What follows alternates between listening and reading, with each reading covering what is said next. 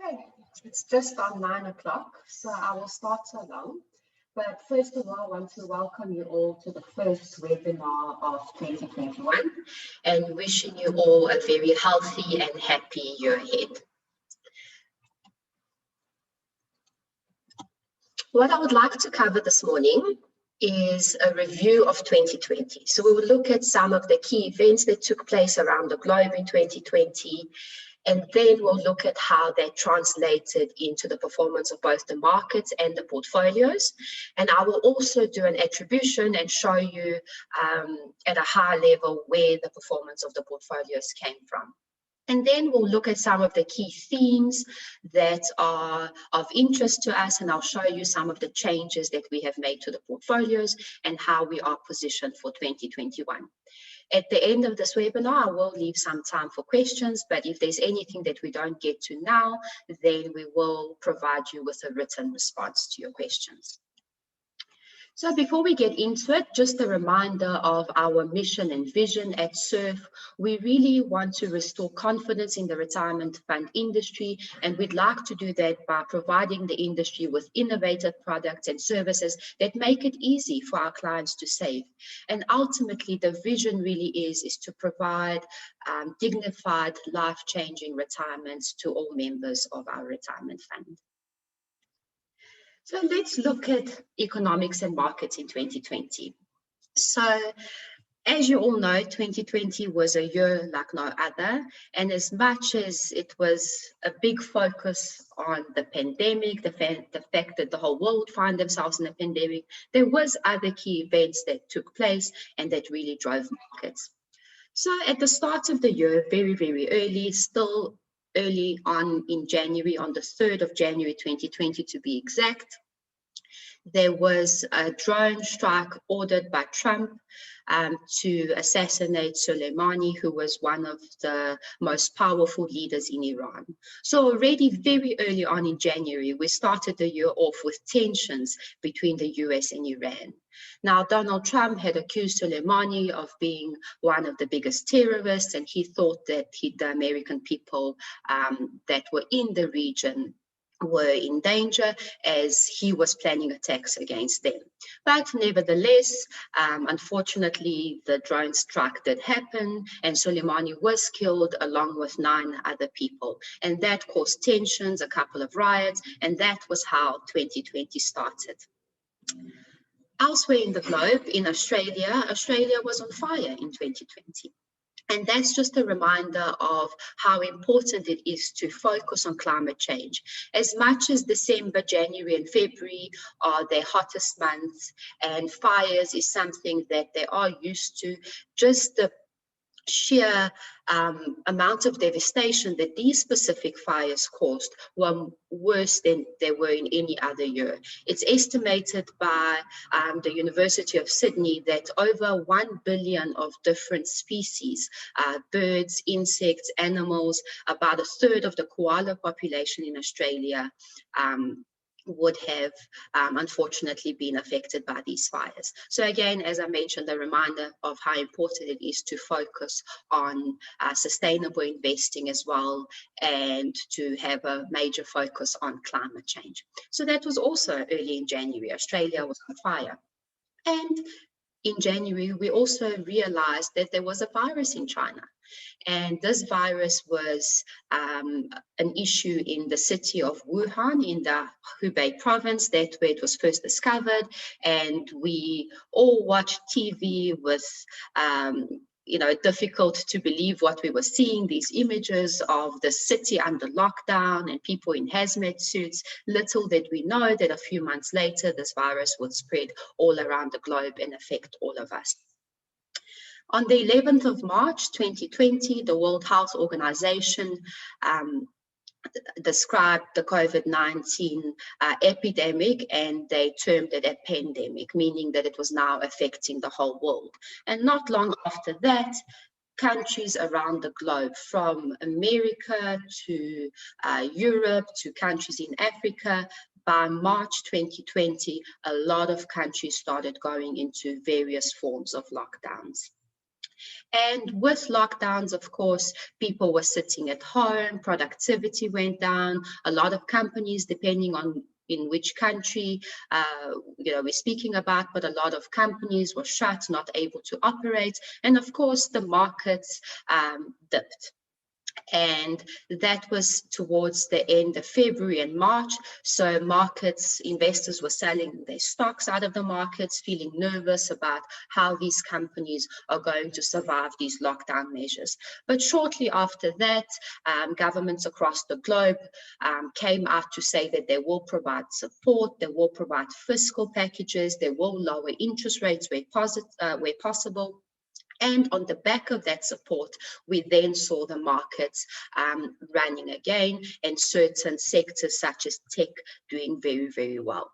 I'll touch more on the markets when I show you the numbers again.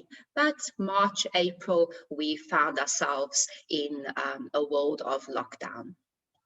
In the midst of all of that, at the end of March, South Africa was also downgraded to junk.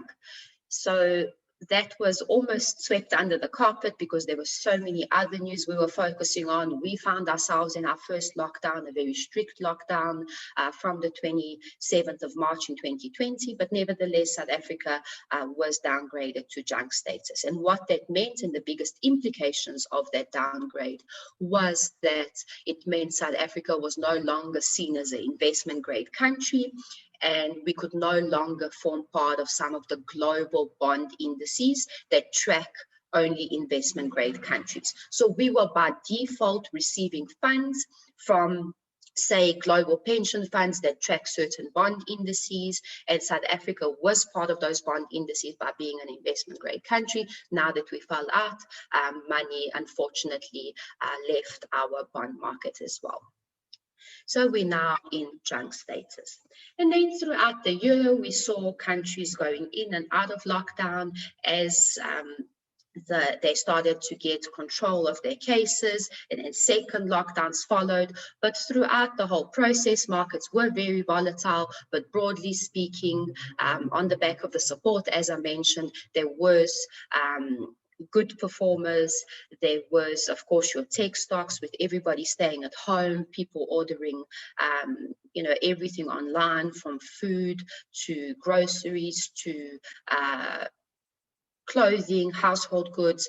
There was a big shift to online shopping. There was gaming, people watching Netflix, people sitting on Facebook. So those types of stocks tended to do very, very well, along with some of the healthcare stocks.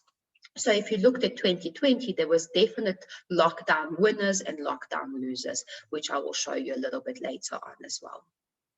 And then closer to the end of the year, the focus was on the US elections. So there was very exciting presidential debates between Donald Trump and Joe Biden. There was campaigning. Donald Trump also got infected by COVID-19 at some stage last year. And as we got closer and closer to the elections, he started feeling that he could potentially lose. Then he started making, big, bold statements in the media, such as, mail-in voting would be catastrophic and it wouldn't be a fair way to count up the votes. Now, of course, the big division between the Republicans and the Democrats, and especially with regards to how the pandemic was handled, Donald Trump from the beginning, firstly, he used to call it the China virus, very undiplomatic from his perspective. Secondly, he would kind of brush it off and say that it wasn't that serious. He never implemented measures quickly enough, and America found themselves in a very bad situation with having the most virus cases in the whole world. And even after he got the virus, he came out to the public to then say that it's actually not so bad and people shouldn't be scared of the virus. Now you have Joe Biden, on the other hand, that was taking it very seriously, saying that if he does become president, he will put measures in place, that people need to protect themselves, that they need to social distance, they need to wear masks, etc. And Because of that, a lot of Joe Biden supporters did not want to go out and queue and vote in person. What they did, and what is possible in America, is to send in mail-in voting. And Trump at that stage was saying that there will be a lot of fraud with mail-in voting, as much as they had never proven that even in previous years, mail-in voting was anything fraudulent was going on with mail-in voting. Nevertheless, Trump was tweeting even after the results started coming in to say that there's a lot of fraud and it's not fair and that dead people have been voting, and he just refused to accept which way the election was going. And after all the electoral votes were counted up, it was clear that America had voted for their president, and the president that they elected was Joe Biden. Now, on the back of his win of the Electoral College vote, markets then ran even higher. And the reason for that is because Joe Biden is a lot more business friendly. He's more friendly when it comes to international relations. We never expect the kind of antics that we saw from Donald Trump. We don't expect to wake up in the morning and see a crazy tweet from Joe Biden, and he is just good for global growth. So on the back of his win, and even leading up to the elections, when it was starting to become clear that he really does stand a chance, and the polls were showing that there is a very good chance that Joe Biden wins, that's when the markets were feeling very positive that we will have an American president that will have a stable policy. And emerging markets started doing well as well. So emerging markets tend to do well when investors are feeling what we call a risk-on environment, where they're happy to take on risk to get that higher return, but also because a weaker dollar was expected, and interest rates in the US are so low. And for that reason, investors do go to other countries in the search for yield. And we've also seen that China has been doing very well, and on the back of that, emerging markets have done very well. But I'll touch on the emerging market theme a little bit later on. But overall, a very positive win for global growth and for the rest of the world that can expect a more stable policy in the United States. And in the end of last year, on Christmas Eve, on the 24th of December, to our surprise, the Brexit deal was also signed. So that was also one of those things that was in the news throughout 2020. Will there be a deal? Will there be a no-deal Brexit? And eventually they did come to a deal at the 11th hour, and they put that through on the 24th of December. Now, some of the highlights of the Brexit deal is that there will be tariff-free trade on goods, but not services. Now, why that's important is because the UK does export mostly services to the rest of the European Union, and those services are typically your financial services, banking, investment, wealth management, and that those services are not tariff-free. So some offices have already left London and moved elsewhere in Europe. So there's still work to be done around the Brexit deal, but at least the UK did leave the European Union with a deal. So that also happened last year. And then, of course, in addition to Joe Biden being the president-elect, ever since the 3rd of November 2020, there was another key vote that needed to take place earlier on this year. So the way that Congress is structured in the United States is they have the Senate and the House of Representatives. Now, the Senate is made up of 2 senators from each state, so 100 people, and the House of Representatives is more than 400 people that are all in Parliament or in their Congress. And the senators are voted in by popular vote, and a lot of them are Republicans, and Republicans are the Donald Trump at the side of the politics. And the polls were saying that the Senate is likely to remain with majority of Republicans, whereas the House of Representatives will have majority Democrats like Joe Biden. Now, what the implications of that would have been is that you have the House of Representatives that will try and pass certain laws, and then the Senate, if they were mostly Republicans, they would likely oppose those laws or not get them through very quickly. But to our surprise, and the polls were actually earlier on pointing to the Senate being with the Republicans, which is what was expected, but to our surprise, the Senate now is also majority Democrats, and we call that now a big blue wave. So both the House of Representatives and the Senate are blue, so they are Democrats like Joe Biden. So what this means now is that he will be able to pass certain laws relatively quickly because both sides of Congress will agree to any new regulations that he would like to pass. And then, of course, yesterday, I'm not sure if any of you would have watched, it was about 7 p.m. our time, there was Biden's inauguration, and he was officially sworn in as America's 46th president. So all very exciting, and on the back of that, we saw the markets running again. So 2020, my brief summary of 2020, it was a year full of news events, but despite, the elections in the United States, despite Brexit, despite the fires and the US-Iran tensions that we saw in the beginning of the year, the biggest theme still was the fact that we find ourselves in a pandemic. So let's have a look at how the markets performed over 2020. Before I get into the numbers, I just want to remind you that the portfolios that I will focus on will be the life stage portfolios. And within the life stage portfolios, what you'll see on this slide is I've just shown you how the life stage model works in the Sygnia Umbrella Retirement Fund.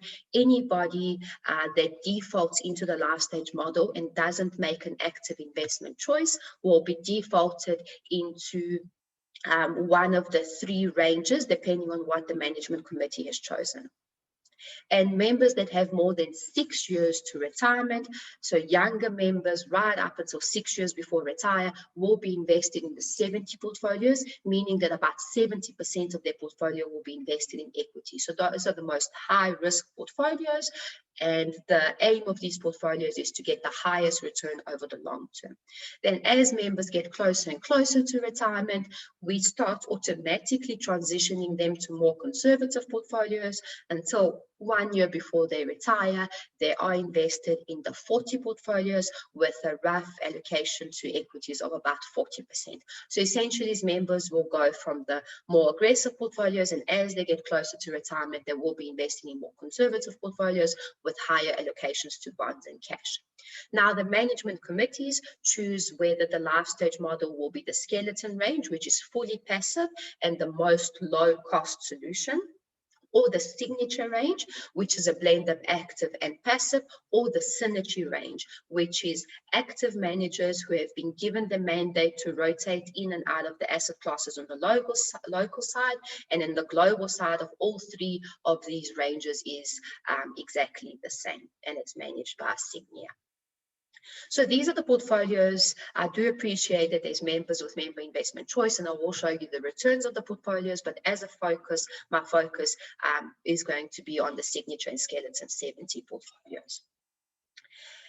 And the way the life stage model has been designed, just from a risk and return perspective, I already mentioned this, but the younger members being invested in the 70 portfolios, it is a higher risk portfolios. There will be more equities, there will be more offshore investments, but the higher the risk, the higher the return over the long term. Whereas the low risk for the members that are closer to retirement, that portfolio does take on a little bit less risk by being invested in more bonds and cash, but the long-term expectation of the returns of the low-risk portfolios are also lower over the longer term. So having said everything that I said about 2020, with you know, a lot of moving parts. There was politics, there was tensions between various nations. If you looked at the market performance, you would ask yourself, well, what recession were we fearing?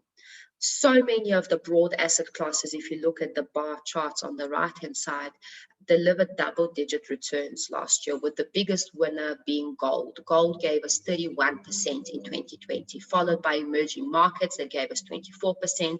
The S&P 500, which is a market index tracking the 500 largest stocks in the US, was up 22%. And the biggest losers of 2020 are the three with the bars on the left-hand side. Now, oil was a big loser. Why was oil a big loser? Well, one of the biggest reasons is because of these global lockdowns that we saw. Planes weren't flying, you know, goods weren't moving, people are not traveling anymore. And then, of course, there was also disagreements between the OPEC nations of whether they should cut supply or not. And that all resulted in the oil price being down 18% last year. On the Johannesburg Stock Exchange, unfortunately, our financial sector, that includes a lot of our banks and some property companies as well, was down minus 20%. And the biggest losers from an asset class perspective was South African listed property, which was down minus 34%. But despite these three negative you know, lockdown losers, if you looked at the broad markets, despite everything that was going on, despite the fact that none of us have lived through a pandemic before, and it was the first time that we're trying to navigate how do we, you know, keep the economy going, you know, how do we keep on working and dealing with everything around us? Despite that, as you can see, markets have delivered some phenomenal returns in 2020. Now, looking at it a little bit more granularly, and what I want to focus on is the 1-year numbers. You'll see that towards the top of the graph, if you looked at the JSE SWIX index, that gave us 2.6% last year. So not a very, very high return, but it's still positive despite everything that was going on. On the JSE, if we split out the three broad super sectors and we look at resources, industrials, and financials, we can see that resources did really well, 21.1% over the year, industrials at 14.2% for the year, and the losers, as I showed you on the previous slide, were unfortunately the financials, giving us almost minus 20%. Looking a little bit further down at SA listed property again, we saw that minus 34.5 for the year. Bonds did well, giving us almost 9% for the year. And then looking further down, you'll see these MSCI World indices. So MSCI World Index is the global developed world, and that gave us almost 22%. Emerging markets over 24%. And then the All Country World Index, which is a blend of emerging and developed markets, gave us just over 22%. So investing outside of South Africa last year definitely added to portfolios, and what also assisted those returns is that throughout that same period the rand weakened against the dollar by 5%. So the rand was also very volatile in 2020. At some stage it was, you know, it started off closer to 14 rand to the dollar, then we moved right up to 19, almost 20 rand to the dollar, and then it closed the year at 14.7 to the dollar. And that was again on the back of, you know, this positive feeling towards emerging markets. Biden is now president. That's when we heard that vaccines are approved and will start being rolled out in 2021. And on the back of that, there was a good sentiment towards emerging markets, and of course our currencies strengthened as well.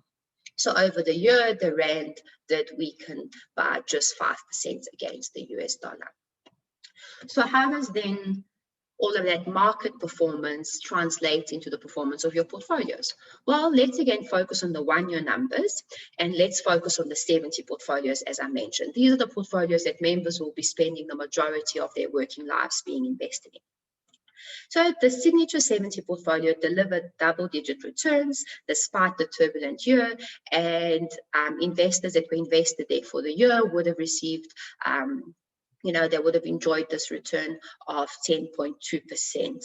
The skeleton fund, which is a purely passive fund, is slightly behind by 20 basis points, returning 10% for the year, and the Synergy 70 fund is just short of 9% for the year.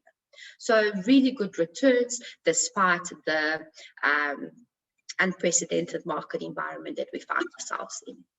And then what I've included over here is for those members that are invested in some of the member investment choice portfolios, you can see what the single manager's performance has been as well. So again, looking at it over the 1 year, managers such as Alan Gray and 91 struggled and they underperformed the Signature 70 fund, especially the Alan Gray portfolio, only returning 5.2% over the year.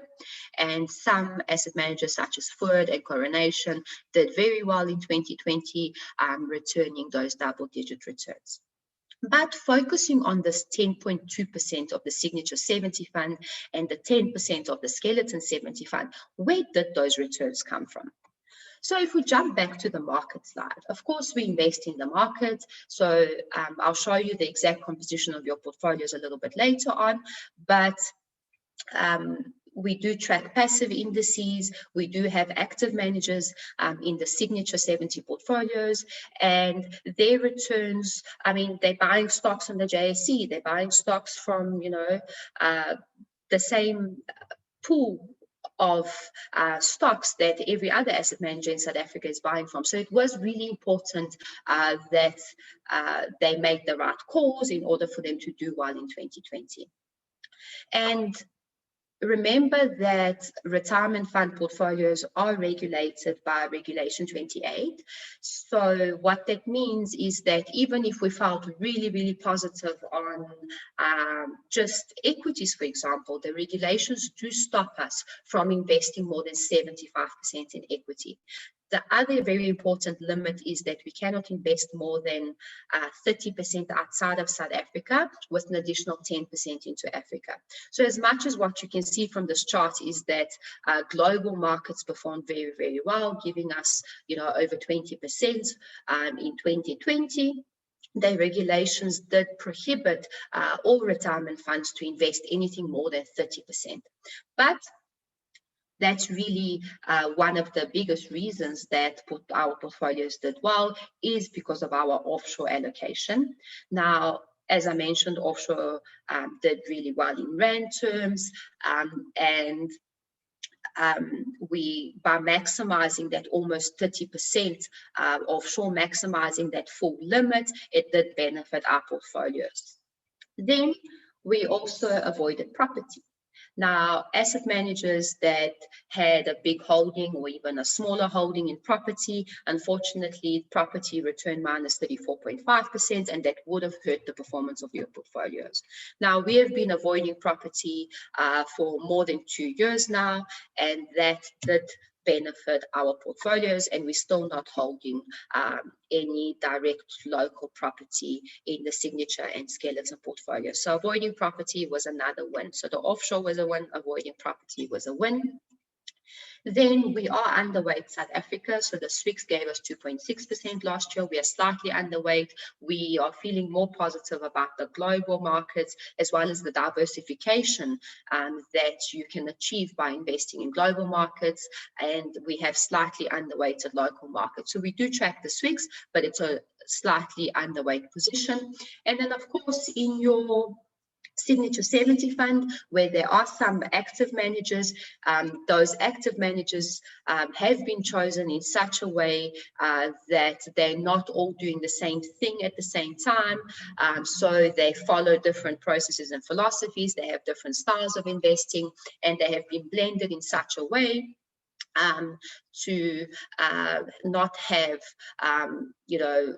but all of them underperforming at the same time or all of them outperforming at the same time. And of course, choosing reputable and skillful asset managers is very important, because as you can see, two asset managers that had totally different views would have had a totally different performance. Some that were heavily invested in financials, unfortunately, would have been hurt, as financials gave us almost minus 20%. And then the asset managers that were more highly invested in your resource stocks, stocks or your industrial stocks would have tended to do very well. So employing skillful asset managers that were able to navigate the market in 2020 and make the right stock picks was another really important consideration. And looking at the performance on a cumulative basis, I always like to look at this chart because it shows you how, 100 Rand would have grown over this period. You can see that the growth is by no means smooth.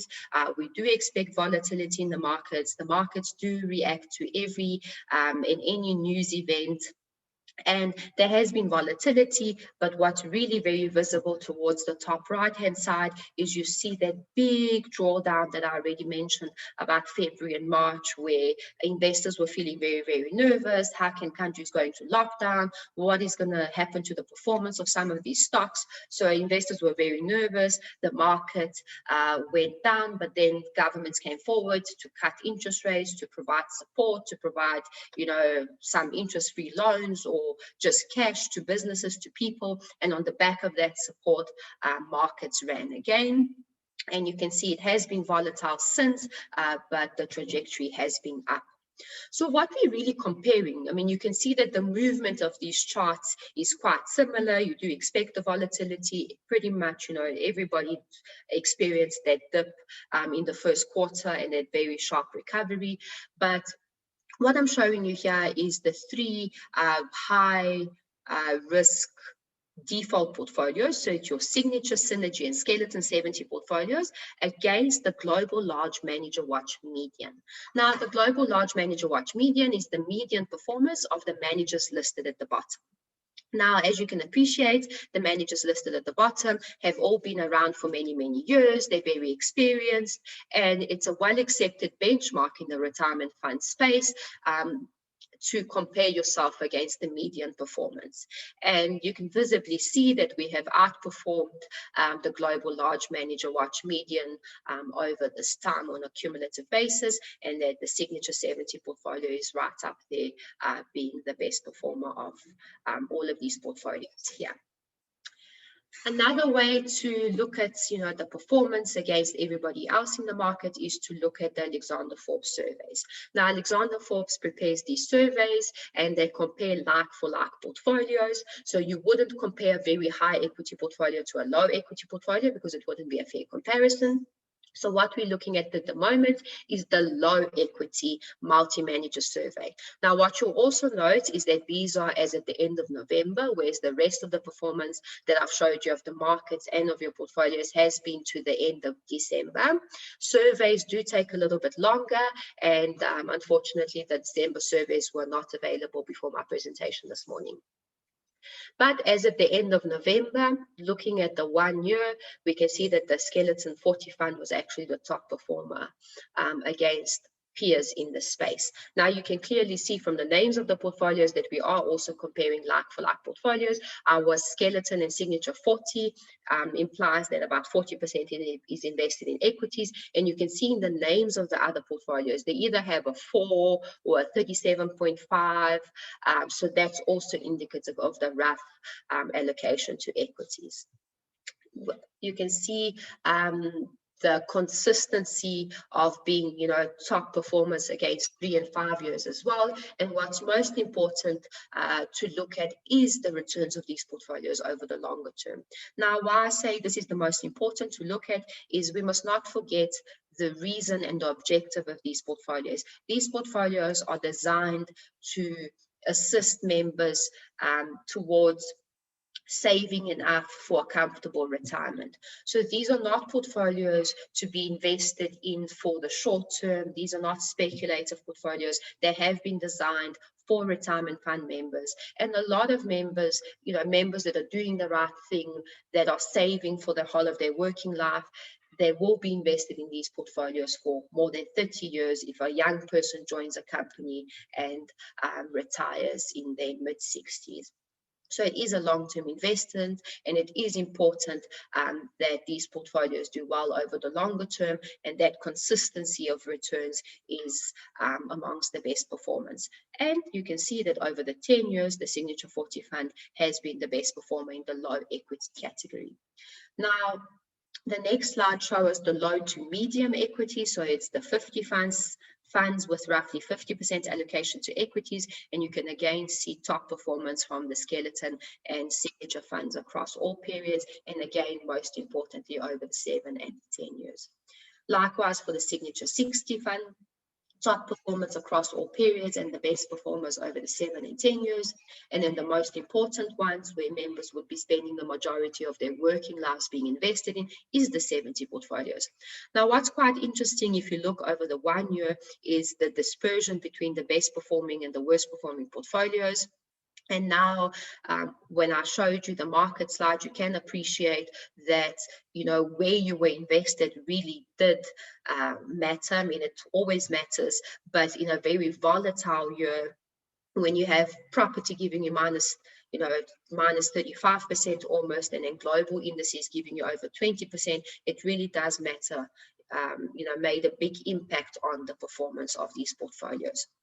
So unfortunately, portfolios such as Momentum that gave you negative returns last year, these portfolios did have holdings in properties. Some of the underperforming portfolios also had, certain hedge funds, certain private equity investments, certain investments into Africa that didn't perform very well. So we're very proud of this performance of the Signature and Skeleton funds for the 1 year. Over the 3 years, again, it's the Signature 70 portfolio. Synergy has been the best performing over 5 years, and very importantly that over the 10 years, the Signature 70 portfolio has been the best performer. What you'll also notice in all of these surveys, there's less competitors in the space over the 10 years. This is because you have to have a real 10-year track record before you can be included in the survey. So it can't be back-tested, simulated type of returns. So from comparing your portfolios to everybody else in the market, you can see that they've done really, really well. It's always interesting to see the performance against single managers as well. As much as it's not a fair comparison, it is interesting nevertheless. So over the 1 year to end of November, Ford was the best performer. Now, Ford had a big holding in gold. They also fully utilized their 30% that they can invest offshore. And as you saw a little bit earlier on, gold was the best performing asset class over the year, and investments outside of South Africa also did very well in 2020. So that worked in their favor, and they found themselves in the top spot over the 1 year. Over the 3 years, though, the Ford is a little bit further down, with the Signature 70 portfolio being only a few basis points behind Standard. And what's again very important is to look at the longer term numbers. Now, over the 10 years, Signature 70 portfolio has outperformed every other single manager that is in this Alexander Forbes survey. So I hope this gives you the comfort that these portfolios, by using our tactical asset allocation, our, stringent risk management framework, that consistency of returns over the long term has been there. And then from a risk and return perspective, the way to read this graph is risk is on the horizontal axis and return is on the vertical axis. So the further right you look on the horizontal axis, it means that the portfolio is taking on more risk. So portfolios that take on more risk have investments into equities, into properties, into non-listed instruments, into hedge funds. And then investments that are further left would be less risky, so they would have higher holdings in bonds and cash. So again, let's focus on the Signature 70 portfolio. It's this gold square that's taken on just over 9% of risk and has delivered a good return if you look at the vertical axis. Now, the way to interpret this is any portfolio that falls under the Signature 70 portfolio on this chart. So look at Momentum Flexible 6 or Momentum Flexible 7 or AF Investment Spectrum, Sanlam MM60 that are a little bit further down. The way to interpret it is that these other portfolios such as Sanlam MM60 have taken on the same amount of risk, but then if you look at their corresponding return on the vertical axis, they simply haven't delivered the return. And what's even more extreme are the portfolios to the right. So looking at all of those, bright green kind of dots, Momentum Enhanced 7, Momentum Classic 6, Old Mutual Managed, they have taken on even more risk by being invested in the more risky asset classes, but simply haven't delivered a high enough return. So essentially, for every level of risk, you want the top performing portfolios, and you can see that the Skeleton and Signature and Synergy range have delivered great returns for the risks that they have taken against other peers in the markets. And then let's look at the portfolio positioning. Now, just as a reminder of our portfolio construction process, we use a core satellite approach where we like the core of the portfolio to be passive, and the biggest reason for that is because we are able to reduce costs in that way. Now, costs are really important because it's all good and well if your portfolio would give you 10%, but you wouldn't be so happy if I charged you 3% to give you that 10%. So we want costs low. The lower the costs, the better the outcome for members, because the true experience of the amount of funds you will retire with is based on the net of fee return that you would have received. So the core of the portfolio, important that we incorporate passive management in order to keep costs low. And then depending on the market environment that we find ourselves with, there's various themes that are of interest to us. Now, specialist real estate is one of them, and we have added some specialist real estate to your portfolios, but on the global side. And I will talk through that a little bit later on as well. Technology has been a big theme for us for a very long time, and I'll talk to you about the types of technology that we are investing in these funds. Emerging markets, key theme, healthcare, especially because we find ourselves in a pandemic, but healthcare is a big theme that's likely to continue in the future. And then on the local side, there's credit and infrastructure. And on the infrastructure side, we're still awaiting some direction from government. You'll recall that they wanted to change Regulation 28 to allow for larger percentages of retirement funds to be invested into infrastructure. But there's no, changes that we have necessarily made. We're just doing a lot of research on that perspective. And then if you look at this portfolio, there is a tactical asset allocation overlay. So that means that depending on the market environments, we do make, changes through the years. So we may at some stage, upweight your technology, or we may upweight emerging markets and downweight the healthcare, or all broad asset classes, downweight cash in favor of bonds. So we do make those tactical moves throughout the year. And then, of course, needless to say that with all of our assets that we invest in, there is an ESG overlay. Now, what does the ESG overlay mean? Well, ESG is environmental, social, and governance factors that we consider before investing in an asset. So ESG is really important. It is important that we make sure that we invest responsibly and sustainably. So there is, of course, a big focus on that when we invest into various assets.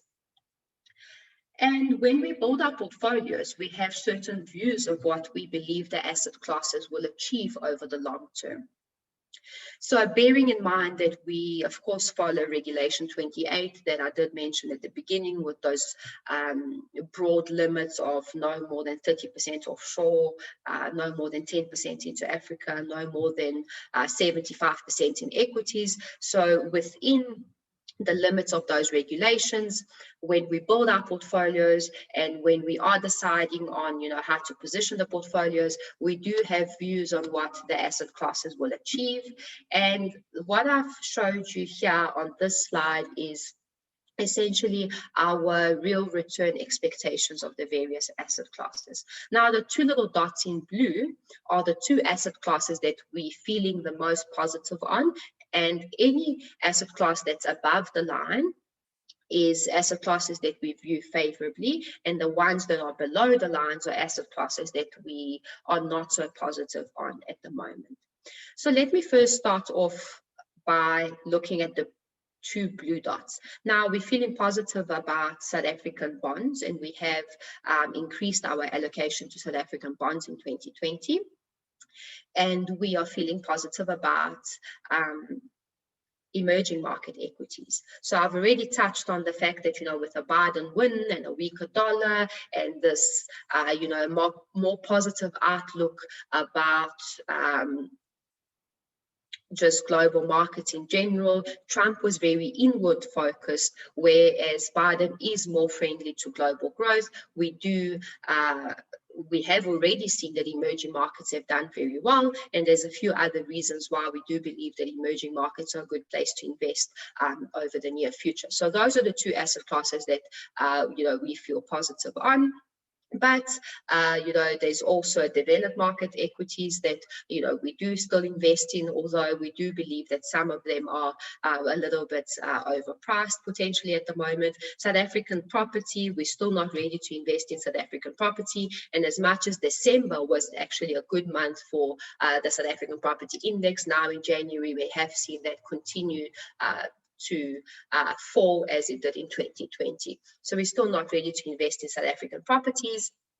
And then another one that's quite a bit below the line is international bonds. Now, the coupons that investors receive from bonds are based on the prevailing interest rates. Now, when the interest rates are basically zero in the developed world, international bonds becomes a non-attractive investment. And that's why it's to the bottom. And then, of course, South African cash, with all of the interest rate cuts that we received, it's no longer as beneficial to, just put money in the bank and get the interest as it was, say 18 months ago, because those interest rates have been cut so aggressively. So this is maybe a little bit of a busy chart, but it explains my point about the interest rates and the reason why we find bonds, South African bonds, as a more attractive investment. So to quickly try and explain this in the most simple way possible is I just want you to focus on the current yield curve, which is this orange solid line. And then the blue line is the pre-COVID yield curve. So before COVID hit us, if you're looking at the blue line, and if you're looking to the left, you would expect, more than somewhere between 6 and 8% of a money market return. But now that interest rate cuts have happened, and we may still see some cuts, in 2021, now suddenly money market is not as attractive. Now money market is giving you, barely, 3.5%. So money market has suddenly become less attractive. And looking a little bit further to the right, you'll see that the bond index previously would give you a lower return if you look at the blue line, but now the current yield curve is the orange line has actually steepened. So now suddenly through COVID, interest rates are cut, money market is less attractive. At the same time, the yield curve has steepened and bonds have become so much more attractive. So bonds, much higher yielding. They gave us almost 9% in 2020. So it was a good move from our side to rotate some money out of money market and income and into the bonds, which I'll show you when I show you the exact composition of your portfolios. Then tech, when you saw it, was one of the themes in our core satellite approach. Now, we've always liked tech. It's just the type of tech that we're investing in now versus before. So you'll know that the FANG stocks, so your Facebook, Amazon, Apple, Netflix, Google, those stocks have done really, really well. We used to have an allocation to the FANG fund in your portfolios, but what we did is we sold out of the FANG fund, and now we have replaced that technology exposure with exposure to the Fourth Industrial Revolution Fund. Now, firstly, those big tech stocks such as your Facebooks and your Amazons, you could firstly argue that from a valuation perspective that they're very much overpriced, so that they've already run for so many years. Look, they, may very well continue to run, but they do have more headwinds against them than some of the smaller tech. So some of these big tech firms are also facing antitrust lawsuits. There's issues with privacy that's, all over the media. And every time there's something like that in the media, you see a lot of volatility in the share prices. They might be slapped with some massive tax bills. And then, as I mentioned, from a valuation perspective, those valuations are stretched. So we have rather included so we still have exposure to the tech stocks, of course, through the S&P 500 and through the MSCI World, which I'll show you in your portfolio composition. But the strategic, allocation that we have put towards tech is in the Fourth Industrial Revolution Fund. Now, the Fourth Industrial Revolution Fund is focused on smaller, less known companies. But these are the companies that are really driving that fourth industrial revolution and involved in, more of the futuristic type of tech. It's really all about 3D technology and space exploration, around clean energy, and there are big companies in there as well. For example, Tesla is also part of the Fourth Industrial Revolution Fund. But broadly speaking, we have underweighted the big tech and rather overweighted this Fourth Industrial Revolution Fund. So we still like tech, it's just the type of tech in your portfolios has changed slightly over the last year. And then, of course, I've already touched on emerging markets in China, but emerging markets in China are positioned very well now with having, Biden as president as well. And China is the only G20 country that grew in 2020. The industrial output rose by 7% year on year in November, which is the fastest in 20 months. Now, China has also benefited a lot from exporting, with everybody sitting at home, setting up their home offices. They have sold a lot of electronics and printers and hardware to the rest of the globe. So they really have, in some ways really benefited from everything that went on last year. So this emerging market recovery that we've seen in the market, so emerging markets actually performed better than the developed markets in 2020. If you saw the broad indices that I showed you in the market slide, just by 1% or 2%. But this recovery really has been driven by the manufacturing rebound due to the low interest rates, and we do believe that this theme of emerging market is set to continue for the near future. There's other reasons why emerging markets are set to do well over the next little while, and if you look at this chart on the left, it's data that was sourced by the World Bank and IMF, and according to their predictions, by 2024, which is around the corner, 4 of the 5 largest economies in the world will be Asian economies. So it's definitely a region of the world that cannot be ignored. There's also a lot of great innovation coming from those economies. Think of companies such as Alibaba, think of Tencent, even Samsung. These are, companies that come from emerging market countries. And in addition to that, there's also changing demographics. So they have a rising middle class. So these little pie charts that I have on the right-hand side of the slide shows you the middle class population in 2020 versus 2030. And you can see that in the Asia Pacific region, that's set to grow from 54% right up to 65%. Now, with the rising middle class, that's really, it's in the middle class is where the spending happens. In the middle class is where the money starts circulating in the economies. The middle class are the people that, will go to work, will come home, will, they'll buy new cars, they buy clothing, so they keep money circulating in the economy. And that's really an important sector to provide that region with good economic growth as well. Now, on the back of this, we are also in the process of launching an emerging markets ETF. And this emerging markets ETF will track the MSCI Emerging Markets 50 Fund.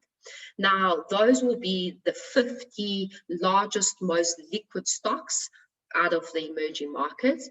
And why that's important is, firstly, from a liquidity perspective, it's very easy, to buy and sell, the 50 largest, most liquid stocks. But on a look-through basis, if you look at these 50 stocks that the ETF will track, on a look-through basis, about 50% of the exposure will be to China and about 80% to Asia ex-Japan. So it really is the right kind of geographical region that is of interest.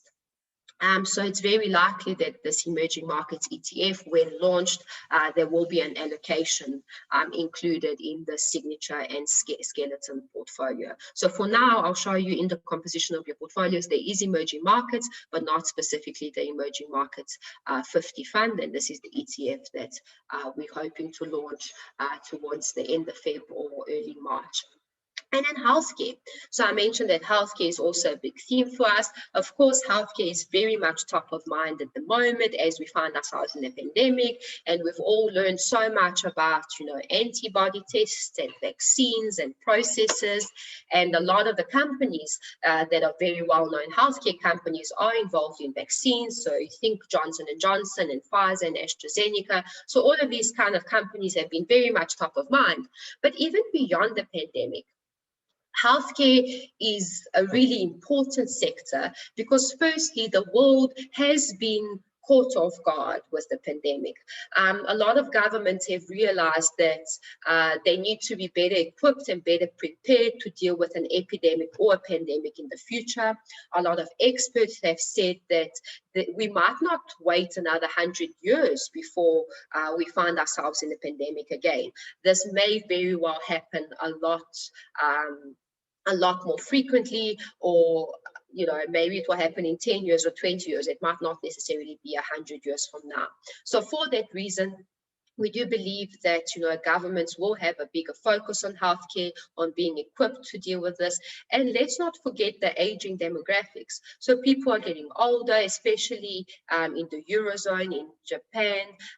These kind of regions have aging populations, and with aging populations, there's a lot of advancements in medicine trying to assist these people to live a long life with the various conditions that they may have. So overall, massive spend from governments on healthcare that is only set to continue. A lot of leading universities are focused on healthcare as well. And then there's also a lot of innovation happening in the healthcare space. They have already, 3D printed human tissue. They're using artificial intelligence in diagnostics. We're seeing virtual reality being used to simulate training environments. So a lot of innovation in the healthcare space as well. And from a size perspective, I had the point on the slide before, but from the size perspective, just the market cap of the 5 largest pharmaceutical companies is bigger than the JSE. And the profit margins of these companies are also anywhere between 5 and 95%. So we do believe that healthcare is a big theme. Of course, now healthcare will benefit because of the pandemic, vaccinations, treatments, etc. But even beyond that, with aging populations and all of the innovations in healthcare, we do feel that healthcare is a theme for the future. And we have included healthcare in your portfolios, which I'll show you in the composition. And then the last theme I want to chat about is the global property that we have included in your portfolios. Now, when I said property, you probably had maybe a little bit of a mini heart attack when you saw that local property had done so badly. But firstly, what we have included is we've included global property, and it's very important to differentiate between the various sectors. So what I'm showing you on this slide is that not all sectors perform so badly. So if you had to split out the various real estate subsectors and look at their performance in 2020. This is also a little bit, we didn't have the end of December data, but it's, from the November survey. You'll see that lodging and resorts were the biggest losers? Of course, most of us were locked up. We weren't allowed to go on holiday. So leisure resorts, they tended to do the worst. Retail did very bad. I mean, people are either online shopping, too scared to go to the shops, or they were financially affected by, losing one income in the family, maybe losing both incomes in the family. So retail, unfortunately, didn't do so well. Office space didn't do well as well.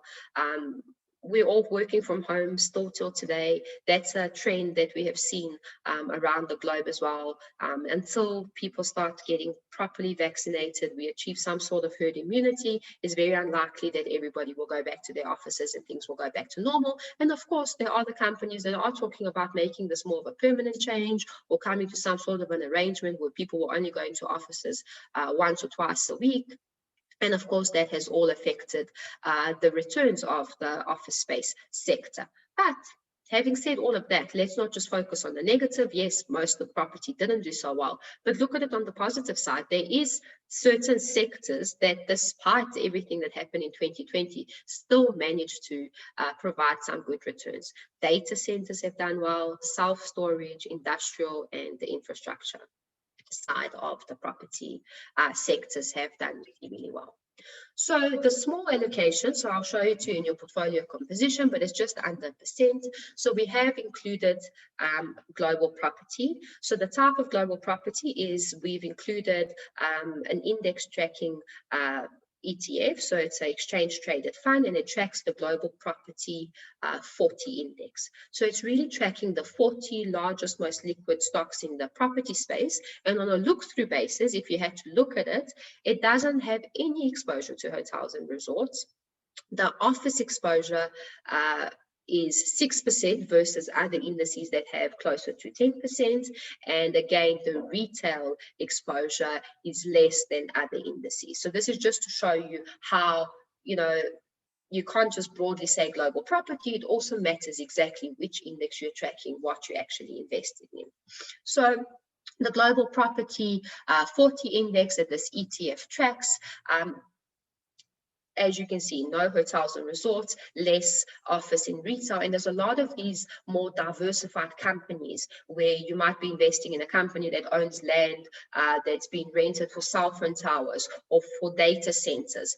So from a positioning perspective, we do feel that it's the right kind of properties. And of course, from a valuation perspective, we also included it in the fund before the sector started doing, really, really well. And now, having said everything that I've said, I've covered really what happened in 2020, some of the key events that we saw around the globe. I've covered, the performance, the portfolio construction process, and the broad themes. We've spoken about technology, we've spoken about property, about healthcare, about emerging markets. So having said all of that, how is your portfolio positioned? Now, it's a little bit of a busy slide, but I would like to just focus on the Signature and Skeleton 70 funds. And, if it's of interest to you, of course, you can look a little bit further right at the asset allocation of some of the more conservative portfolios.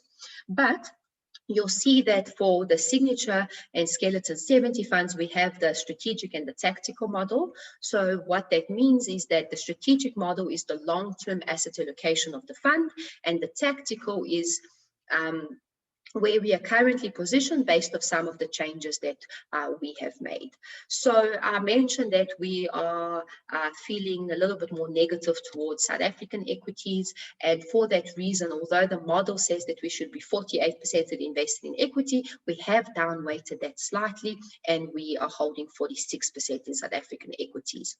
Now, looking at the next three line items, which is your bond, income, and money market. Think back to the story where I spoke to you about the bonds and the cash and how interest rates have come down and money market is now a little bit less attractive and bonds are providing really good yields. What we did is we downweighted income and money market in favor of bonds. So South African bonds, by design, this portfolio has should have a long-term. Over the long term, our view is that we should have about 13% in bonds, but we have upweighted that simply because bonds are so much more attractive than income and money market at the moment. And you'll see income meant to be 10, it's now at 7, and money market meant to be at 1%, and it's now sitting at 0.2. On the global equity side, we have upweighted global equity. So firstly, last year, as you can see, this was in our favor. Global equities did really, really well, providing us double-digit returns. And secondly, from a diversification perspective, there's simply a lot, there's many, many stocks that are available, a much more diversified market. So global equity, instead of 22%, is at almost 27%. And then global bonds is that story I said to you, that because of the zero interest rates in the developed world, global bonds is not an attractive investment at the moment. So in long term, structurally, over the long term, we'd like to have about 4%, but at the moment, we're not holding any global bonds. And then on the global cash side, that's increased slightly to almost 4.8. Now, if you then, once you've seen what the asset allocation is, how do we then implement the asset allocation of these portfolios? So the Signature 70 fund is a blend between active and passive management. So what you'll see if we start from the top in the SA equity is the Sygnia Swix tracker. That's your passive management, simply tracking the Swix. And we blend that together with some active managers. So you've got 91, you've got Coronation, you've got ABAX. So you've got this blend between active and passive management. Likewise, in the bond space, you have Coronation, who's an active asset manager, and the Sygnia Passive Bond Fund that tracks the All Bond Index. So again, this blend of active and passive management. In the income and the money market space, we've got some active managers there. And then the global equity side is passive, but you can see it's not simply just investing in any global market. It is a nice diversified mix of various strategies. So straight under global equities, you'll see the first two line items there are your exposure to emerging markets. So that goes back to the story where we're feeling positive about emerging markets on the back of a Biden win, on the back of the changing demographics, the rising middle class. And so you've got that emerging market allocation there. You'll see your exposure to the Fourth Industrial Revolution Fund, which is your tech exposure. And then you'll also see the Health Innovation Fund, as well as the Sygnia International ESG portfolios. Now, in previous sessions, we have chatted about this ESG portfolios, the exposure to the Oxford Sciences Innovation Fund, which is also very much focused on healthcare and the biosciences. So that's really that health theme that we spoke about. And then a little bit further down, you'll see that 0.9%, which is exposure to the global property. And then remember, the specific global property that we focused on here is the 40 largest, most liquid stocks in the developed world. And it's mainly diversified real estate without any leisure resorts and those type of subsectors that have done very, very badly. And then similarly, I'm not going to go through the slide in too much detail, but similarly for the Skeleton 70 fund, exactly the same asset allocation, but from an implementation perspective, you'll see that it's all passive. So in the equity space, you don't have Coronation and ABAX. Some of your active managers, you simply have the Swix tracker. That's to keep costs low in this portfolio. And then the global side is exactly the same. So you'll see that the global property is there, the healthcare is there, the emerging markets, and all the themes that I spoke to you about.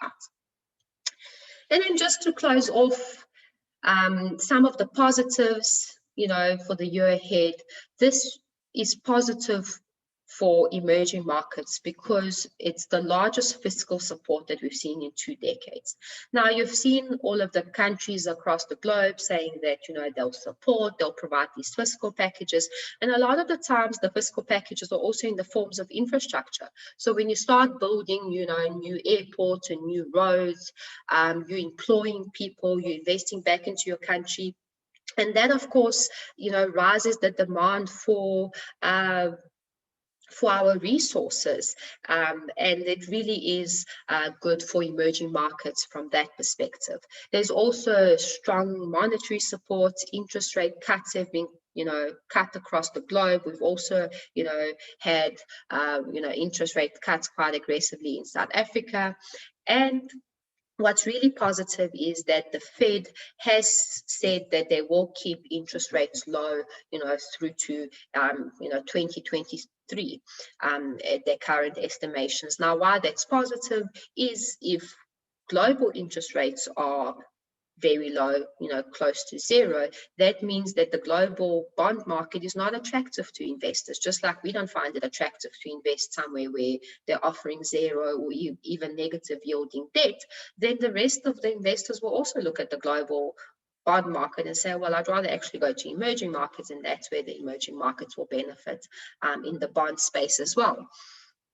And then I've left it for last, although I've mentioned it a few times, but the fact that there is vaccines and vaccines are actually already being deployed.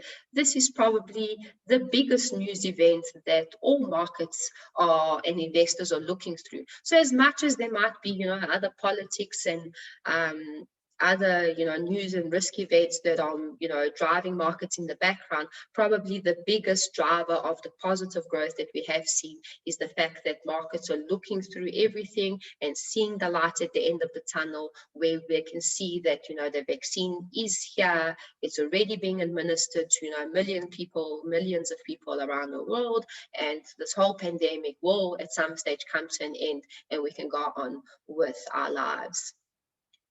And some of the risks that we are seeing, the two risks that are top of mind at the moment is that there's many new variants of COVID-19, and research is still being done to confirm whether the current vaccines that have been approved by many governments across the globe, whether those vaccines will also be effective against the new variants that we found. New variants have been found here and in Brazil and in the UK. And then the other concern or risk is that, with providing everybody with all of these great global packages, providing grants, providing Americans with about $1,400 each is their next fiscal package. So there's huge money that has been made available by governments to support people and companies through this pandemic. But unfortunately, this has come from debt for a lot of countries. They've had to borrow from organizations such as the World Bank or the IMF. And unfortunately, global debt is sitting at all-time highs. And just to end off, as I said, I've left this to the last, but we really have never seen, in our lifetimes, a larger vaccine rollout. And this is probably the biggest reason, as I mentioned, that markets are running. They're looking through all of the noise and looking at that light at the end of the tunnel, where, life will go back to normal.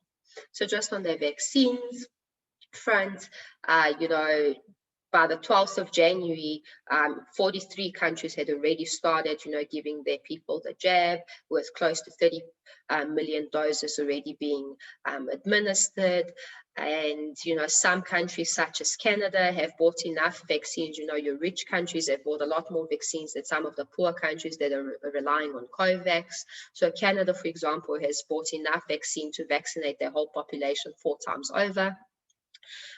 We know in South Africa, our year started with, a lot of news on TV about, what are we going to do about the vaccine? How are we going to roll it out? And our health minister has had a number of briefings. So we'll first receive some doses from India for our healthcare workers, and thereafter we will vaccinate, our most vulnerable populations and our frontline workers, and then the younger population, the younger and healthy populations will be lost.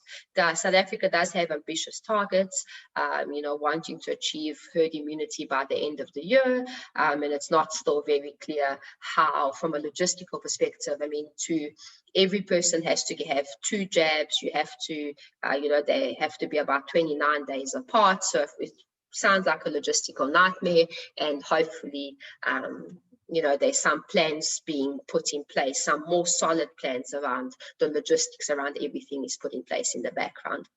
But this could, we couldn't have ended 2020 on better news than to hear that so many of these vaccines have been approved, and some countries had even started slowly with vaccinations last year.